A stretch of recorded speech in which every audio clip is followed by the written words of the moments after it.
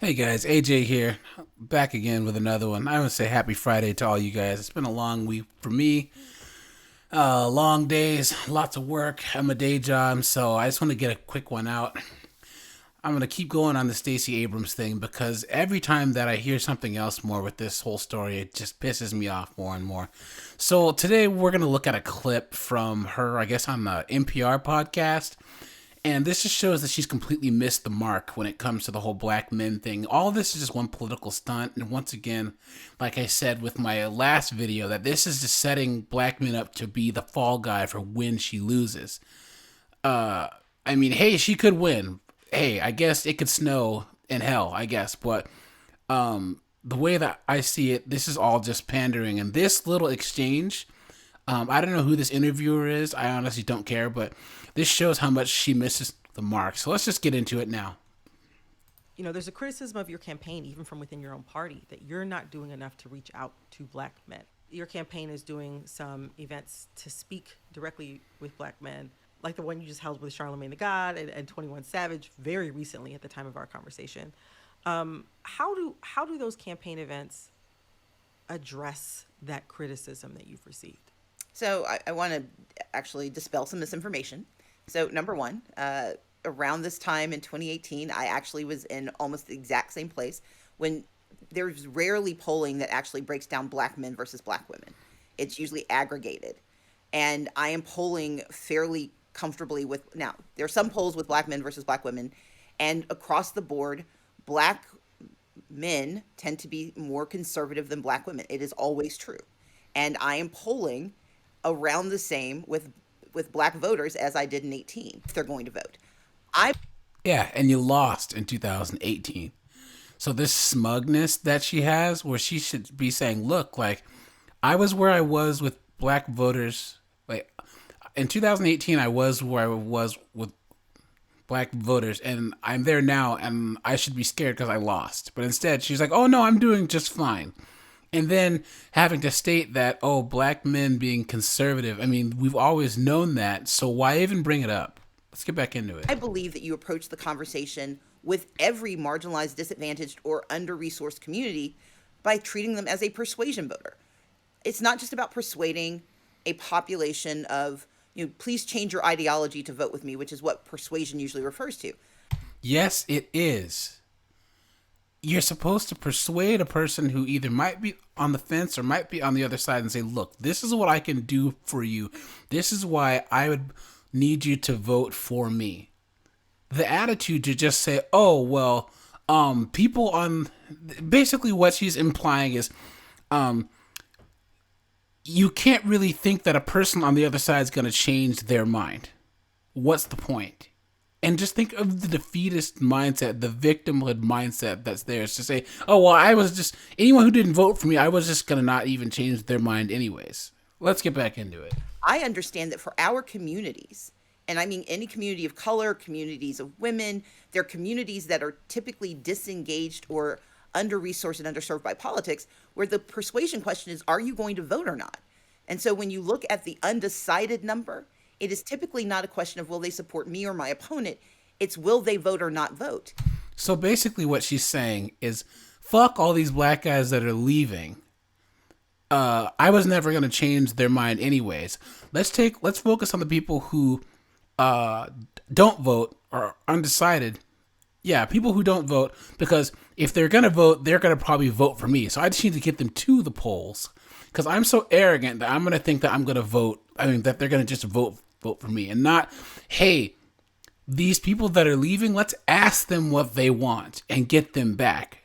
That's what she's missing here.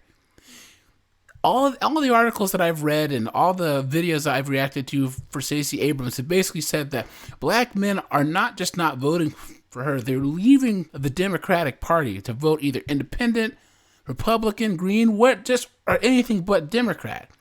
And she's saying that she would rather focus on the people that don't vote than the ones that are leaving. That's crazy. And this is where she's missing the mark. And this is why this irritates me so much. Just how is this supposed to be any type of reassurance to black men? This is so she doesn't care. And this is the same old rhetoric that we've been hearing.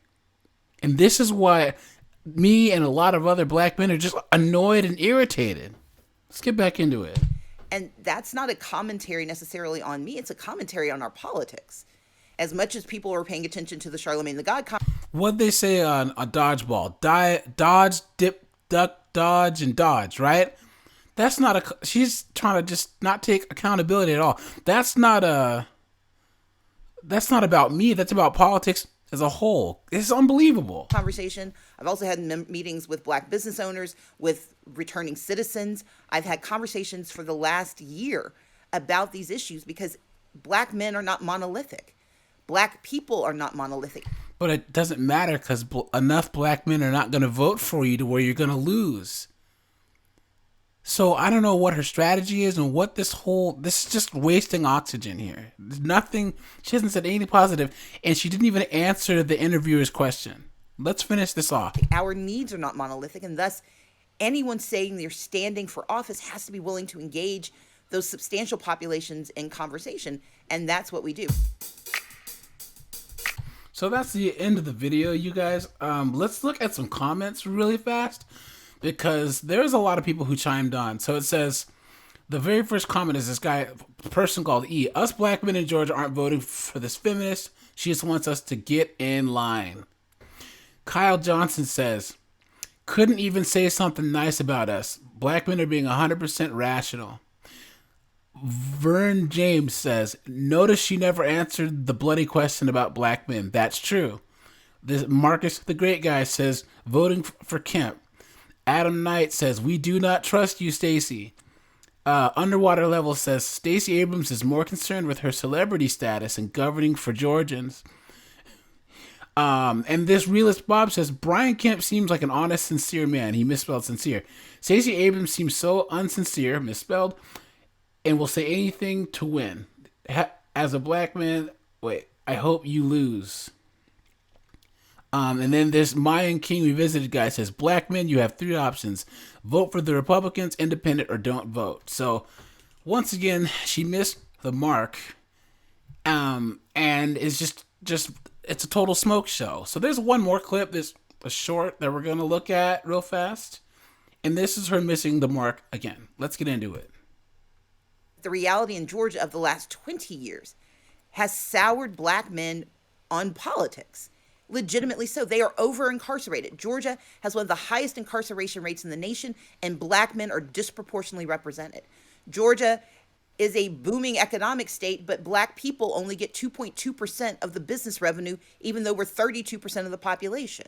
There is a legitimate distrust of politics and of politicians that I refuse to be, again, to use my word, to be facile about. I refuse to pretend it doesn't exist. And yet you contribute to it, Stacey Abrams. That's the hypocrisy here. And the most interesting thing is, yes, there might be a lot of black men who are incarcerated in Georgia, but what about the ones that are going to show up to vote for you? That's the issue that she's ignoring, and that's why this little short pissed me off. I'm going to be monitoring this race really close, and you guys, thanks for leaving comments and likes for my videos about this, but this has been I think this is the an expression of what I've been seeing in politics for a long time as a black man looking at politics. This Stacey Abrams thing is kind of the avatar for everything that's been frustrating me about politics, especially having once kind of been on the left my whole life and kind of coming out of that. So I appreciate all you guys do. Thanks for all the new subscribers. Thanks for everyone who likes. I hope you guys have a wonderful evening. Stay safe, and I'm out of here.